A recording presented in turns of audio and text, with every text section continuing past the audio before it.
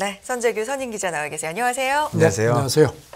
예, 기자님, 저희 그 축구가 저희가 일단 져서 저희는 이제 마무리가 됐네요.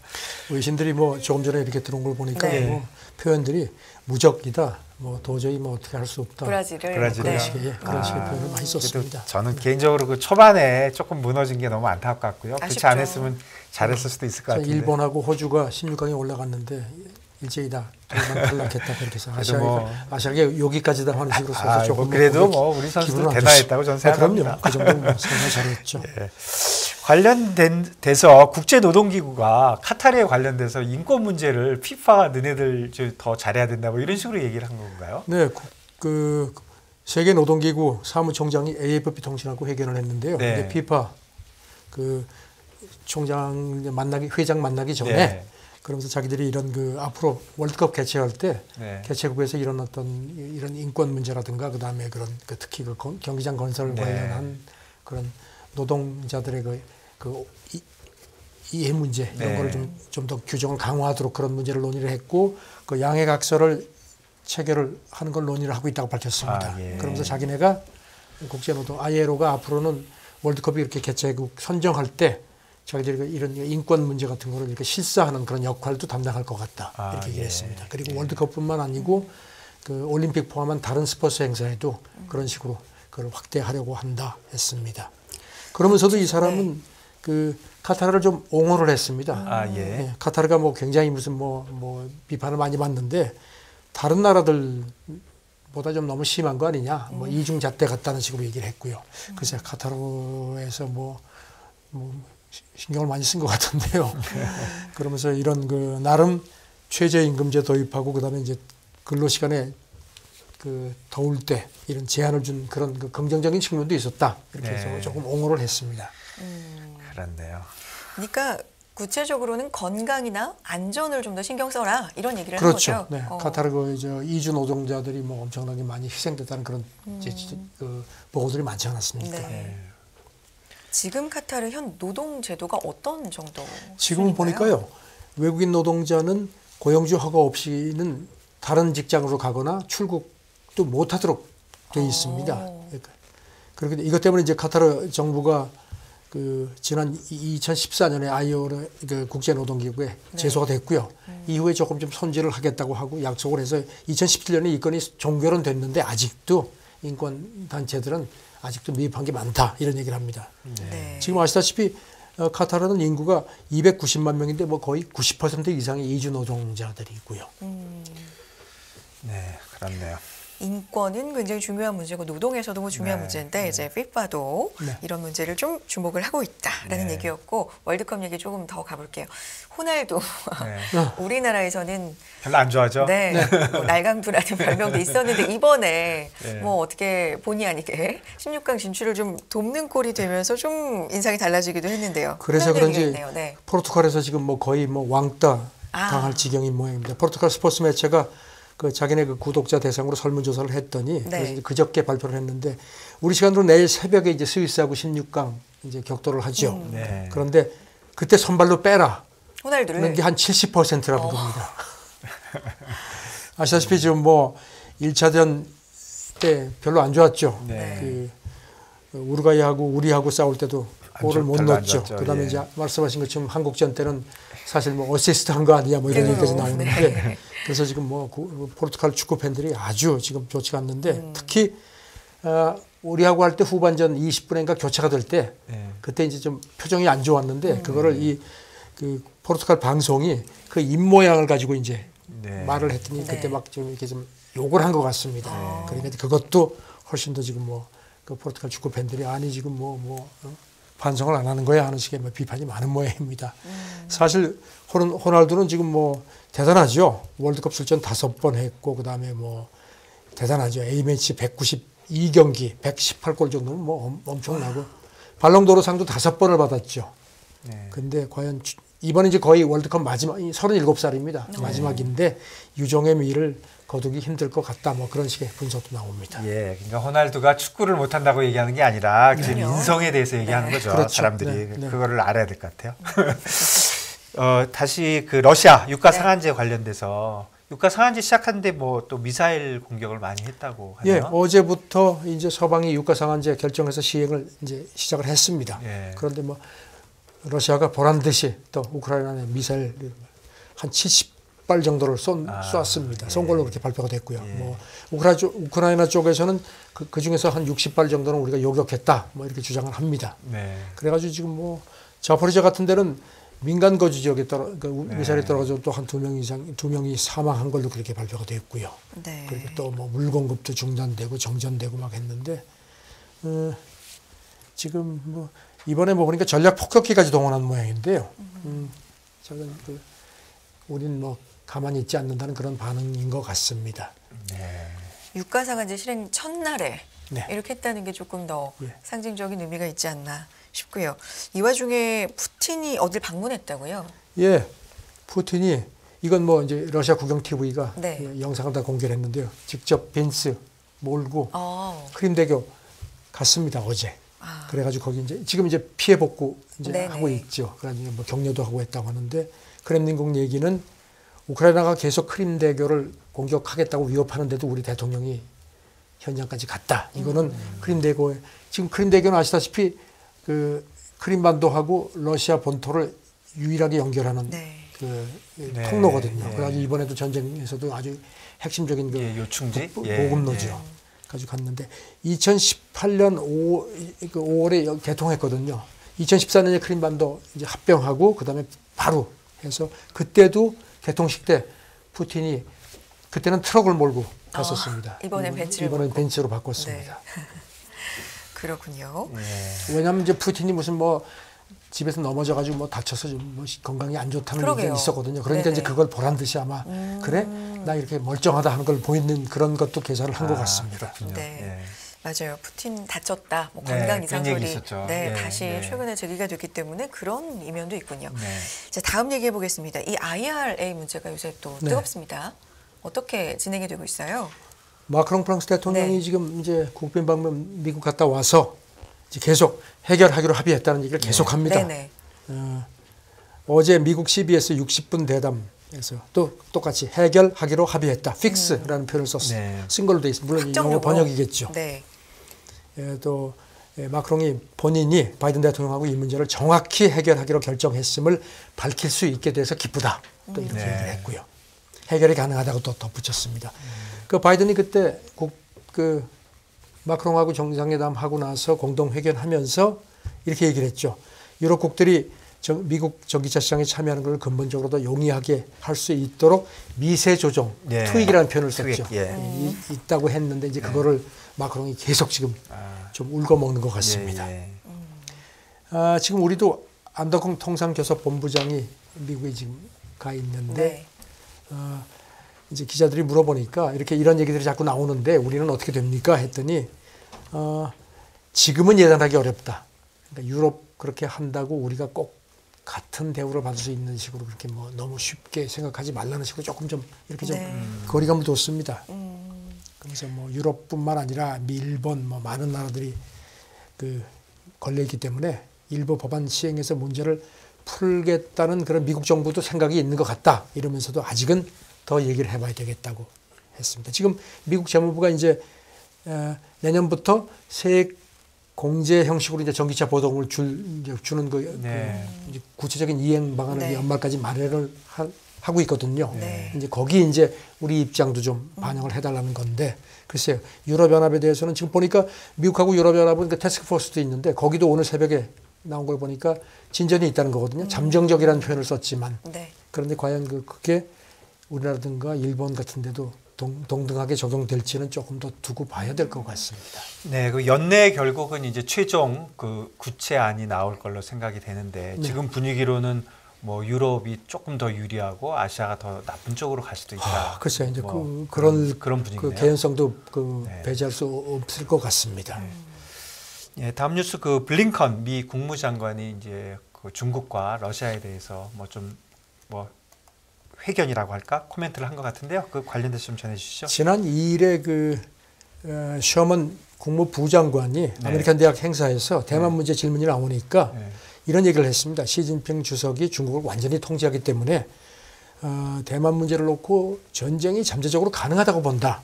그래서 미국이 대만이 스스로 방어할 수 있도록 그렇게 지원하고 있는 거라고 얘기를 했거든요. 네. 이게 좀 파문이 좀 이렇습니다. 그러니까 이제 여기 대해서 블링컨 국무장관이 CBS하고 대담하면서 이렇게 대답을 했습니다. 전 세계는 미국이 대중관계를 책임 있게 관리하길 기대한다. 그러면서 미국하고 중국이 아주 강도 높은 경쟁 관계이지만 바이든 대통령은 중국하고 이런 경쟁이 충돌로 이렇게 비화되지 않도록 하는데 강한 결의가 있다. 이렇게 조금 약간 해명성 발언을 했습니다. 해명한 거네요. 네. 이란하고 중국을 좀 비교하는 듯한 질문도 있었나 네. 봐요.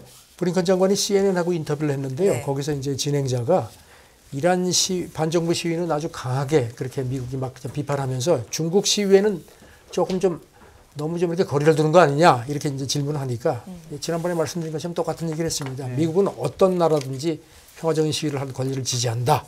그러면서 지난달 G20 정상회담 때 두 정상이 이렇게 이제 어떤 이제 대화 좀 하자는 식으로 이렇게 해서 자기가 이제 내년 초에 후속 방문을 하는데 그때 가서도 기자들이 그러면 그때 가서도 똑같이 어떻게 얘기를 할 거냐 중국 시위에 대해서 그러니까 그때 가서도 바이든 대통령이 시진핑 주석한테 한 말 그대로 할 거다. 그러면서 덧붙여서 바이든 대통령은 인권과 시민의 자유라는 게 미국의 근본이고 어떤 미국 대통령도 여기는 침묵하지 않는다고 말했다. 그러니까 그렇게만 얘기를 했습니다. 기본적으로는 조금 온건하게 얘기한 거네요. 예. 그리고 덧붙여서 중국하고 오해가 발생하지 않도록 확실히 하고 싶다. 그러자면은 활발한 대화 채널을 계속 유지를 해야 된다. 그러니까 방점은 시비보다는 대화 쪽이라는 거죠. 그러니까 좀 해명성의 그렇습니다. 거네요. 러시아 제재에 대해서도 뭔가 이야기를 했나요? 러시아 제재에 대해서도 뭐 조금 좀 이게 좀 자극하지 않는 걸로 보입니다. 필요에 따라서 러시아에 대한 압력을 높이기 위한 필요한 다른 조치를 계속 살펴보고 있다. 하지만 이제 테러 지원국으로 지정하는 문제에 대해서 물어보니까 전에도 몇 차례 그런 얘기를 했죠. 바이든 대통령도 이제 계속 거기에 대해서는 쓸데없는 긁어부스럼 될 수 있다. 만약에 그렇게 되면은 우크라이나 곡물 수출이라든가 미국이 우크라이나에 대해서 인도적으로 지원하는데도 문제가 생길 수 있다. 그리고 충분히 지금 기존 제재만 가지고도 이 정도면 되지 않느냐 이런 입장을 했는데 지금 아시다시피 미국 의회는 강하죠. 계속 지금 뭐 법안도 계류되어 있고 하니까. 그래서 이제 지금 하원을 공화당이 갖고 갔기 때문에 이제 새 의회에서 어떤 식으로 될지 모르지만 일단 백악관은 테러 지정에 대해서는 러시아를 거기는 조금 계속 부정적인 입장입니다. 중국 얘기를 좀 해보겠습니다. 제로 코로나에서 위드 코로나로 이제 넘어가는 단계에서 가장 걸림돌이랄까요? 그리고 우려를 많이 받고 있는 부분이 백신에 대한 부분인데 얘기가 어떻게 흘러가고 있나요? 지금 홍콩 명보 보도를 보니까 지금 뭐 사실상 제로 코로나는 이제 포기하고 위드 코로나로 사실상 전환한 거다 이렇게 분석을 했습니다. 그러면서 이제 인용을 장원홍 푸단대 감염내과 주임 교수 이 사람이 이제 중국의 파우치로 불리는데요. 지난 토요일에 의학 포럼에서 이렇게 얘기를 했다는 겁니다. 백신 이제 이 백신은 이제 중국 백신 얘기하는 거겠죠. 코로나 변이 바이러스를 제한한 것으로 자기는 본다. 그래서 이런 상태에서 백신 접종률을 높이고 조기 약물 치료를 하는 게 중요하다. 이렇게 얘기를 했다는 겁니다. 그러면서 이제 고령자하고 기저질환자에 대한 적절한 보호가 전염병에서 벗어나는 길이라고 강조를 한 걸로 홍콩 연구가 지적을 했습니다. 특히 이제 중국은 지금 이제 3차 추가 접종 이제 부스터샷이죠. 하는데 이거를 그냥 2가 백신으로 맞았으면 좋겠다. 중국도 지금 자체 개발한 2가 백신이 있긴 있거든요. 그게 좀 효과가 좀 있어야 되겠는데요. 그러면서 이 장주임 얘기는 더는 감염 제로를 목표로 해서는 안 되고 중증이나 유증상자를 낮추는 데 집중해야 된다. 이 얘기는 제로 코로나는 사실상 포기했다는 얘기죠. 이거는 큰 변화네요. 네, 큰 변화입니다. 지금 공산당 기관지 인민일보도 그저께 논평을 했는데요. 주요 집단의 예방 접종이 중요하다 했습니다. 그러면서 2차하고 부스터차 접종을 완료하지 못한 노년층이 너무 많다. 그래서 이걸 지금 빨리 대처하는 게 시급하다고 강조를 했습니다. 지금 보니까 중국은 80세 이상이 한 3,600만 명 정도인데 이 고령층 3차 접종률이 40% 정도밖에 안 되는 걸로 되어 있습니다. 그러니까 이제 여기서 이제 지금 만약에 이렇게 위드 코로나로 가가지고 이렇게 막 방역을 대폭 완화하면 사망자 늘어날까 봐 이제 걱정을 많이 하는 것 같습니다. 1차, 2차, 3차로 가면서 접종률이 좀 떨어진 이건 거죠? 뭐 중국뿐만 아니라 뭐 전 세계적인 현상인 것 그렇죠. 같습니다. 이제 뭐 피로감도 있고 또 이제 독감 백신도 같이 맞으니까 네. 뭐 독감 백신 맞으면 되는 거 아니냐 뭐 이런 식으로 생각을 하는 사람들이 많은 것 같습니다. 네. 전 세계적으로 이제 단계별로 갈 때 코로나를 굉장히 뭐 1급의 전염병으로 생각했다가 그걸 점점 낮추는 분위기잖아요. 예. 중국은 어떤가요? 중국 관영 매체가 네. 또 그런 보고서를 분석을 했는데요. 지금 아시다시피 그 중국은 2020년 1월부터 코로나19를 전염병 B등급으로 지정을 해요. B등급에는 보니까 사스하고 에이즈, 뭐 탄저병 같은 게 같은 등급입니다. 그러니까 A등급은 이제 보니까 흑사병, 콜레라 같은 거 이거는 이제 훨씬 더 좀 위험성이 높은 걸로 되어 있고요. 그래서 B등급으로 되어 있지만 사실상 대응은 A등급 수준으로 대응을 해왔다는 거고요. 그런데 익명의 보건 전문가 얘기는 이거를 지금 한 C등급 정도로 낮추는 걸 지금 검토하는 것 같다는 식으로 슬그머니 귀뜸을 했습니다. C등급은 보니까 독감, 뭐 그다음에 이제 나병, 볼거리 같은 건데요.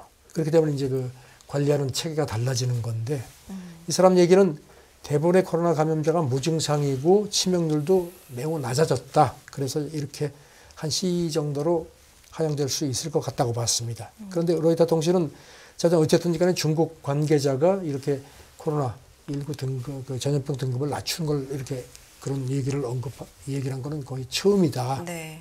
하지만 이게 되려면 국무원 승인이 필요하다는 겁니다. 네. 근데 이 사람이 이런 얘기를 슬그머니 비칠 정도면은 뭔가 좀 내부적으로 조율이 있는 게 아니냐는 관측도 있습니다. 네. 중국에서 코로나에 관련돼서는 진짜 큰 변화가 있어는 보이는데 그렇습니다. 예.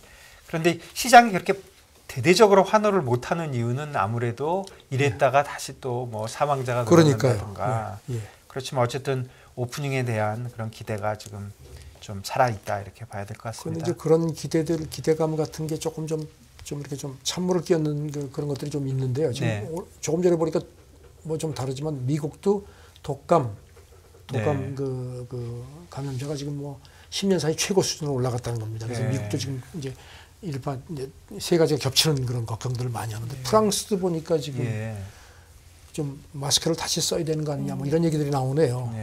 이게 겨울 되면서 다 또 문제가 되는 모양입니다. 지금 프랑스도 보니까 뭐 그 9차 대유행 얘기가 나오고요. 보건장관 얘기도 저는 어디든지 고령층을 걱정을 많이 하네요. 프랑스도 지금 뭐 추가 접종을 잘 안 하는 모양입니다. 특히 80대 이상은 추가 접종률이 20%밖에 안 된다는 겁니다. 그다음에 60대에서 80대도 한 35%에서 40%만 4차 접종을 했다는 겁니다. 그래서 지금 보건장관은 이거 가지고는 안 된다. 이런 식으로 가면은 마스크 다시 써야 하는 거 아니냐 뭐 이런 식의 취지 얘기를 했는데 본인도 그러지 않길 바란다고 단서로 달긴 했습니다. 최근에 얼마나 늘고 있길래 이런 얘기가 지금 보니까요. 나오고 있을까요? 최근 프랑스 보건부 집계인데 최근 7일간 하루 평균 한 55,800명 정도가 양성 판정이 돼 있고 코로나 검사 양성률이 한 28.3%로 집계가 됐습니다. 그래서 지금 하는데 프랑스는 지난 3월에 실외 마스크 없앴고 5월부터는 대중교통 탈 때도 마스크 안 써도 되게끔 했는데 상황이 나빠지면 지금 그래서 이제 이 보건장관 얘기는 병원 그 포화 상태라든가 독감 유행 정도 같은 걸 예의주시하고 있다 이렇게 얘기를 했습니다. 그러니까 항상 중증 환자가 많아지면 병원이 이걸 감당 가능한가? 그렇죠. 지금 뭐 프랑스는 보니까요. 지금 그 오미크론 하위 변이 중에서 BQ.1.1 뭐 굉장히 많죠. 이거하고 독감 그다음에 기관지염까지 세 가지가 지금 삼중고를 겪고 있다는 그런 분석입니다. 이제 나라별로 막 차이가 나는 거네요. 그렇죠. 다음 얘기 좀 가보겠습니다. 히잡 착용하고 관련돼서 굉장히 시끄럽고 뜨거운 이야기들이 있는데 이 문제 어떻게 되고 있어요? 지금 뭐 반정부 시위가 한 2달 이상 계속되고 있고 사망자도 뭐 거의 뭐 한 500명 정도 이렇게 이제 외부 기관들이 이렇게 집계를 하는데 CNN이 어제 이란 매체를 인용해서 전했는데요. 이란 당국이 조금 좀 이렇게 좀 압박을 조금 풀려는 것 같은 조짐이라는 겁니다. 이란의 그 친개혁 성향 매체 보도인데 이란 검찰총장이 지난주에 지난 토요일이죠. 종교회의에 참석을 했답니다. 그래가지고선 이른바 지도 순찰 때 이게 이제 이른바 도덕 경찰이라고 이제 다니면서 이렇게 무슨 뭐 율법에 어긋나는 행동을 이렇게 뭐 이제 규제를 하는데 이제 여기 그 기억하시죠? 22살 먹었던 그 여성이 네. 히잡을 제대로 안 썼다 그래가지고 잡혀갔다가 네. 죽었지 않습니까? 네. 그래가지고 거기서부터 이제 시위가 촉발이 됐는데 아마 거기에 대해서 원성들이 자자해서 그런지 이 도덕 경찰이 해산했다는 식의 취지의 발언을 한 걸로 보도가 됐습니다. 물론 이란 그 관영 매체는 그런 건 아니라고 부인을 했는데 이란 내무부의 CNN이 이거 어떻게 된 겁니까? 이렇게 질문을 했더니 즉각 답변을 안 했다는 겁니다.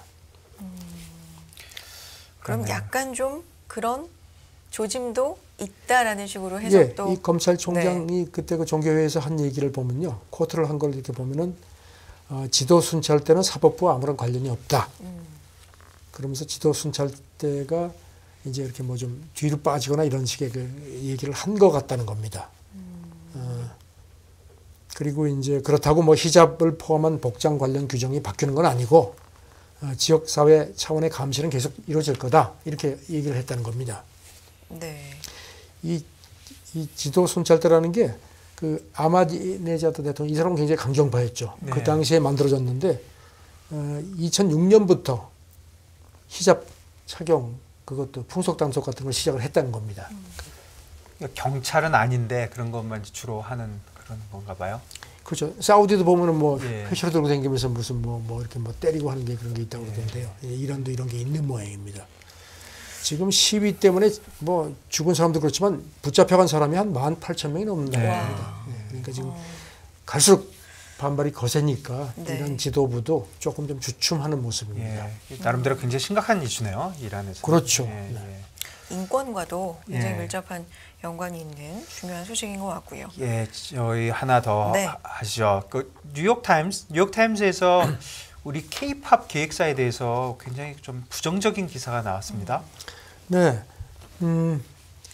지금 그 보이그룹 오메가X 사태라는 걸 이제 조명을 하면서 네. 한국의 그 K-팝 기획사들 물론 일부겠지만 예. 착취 논란이 심각하다 이렇게 그쪽에 아주 네. 집중 분석을 했습니다. 예.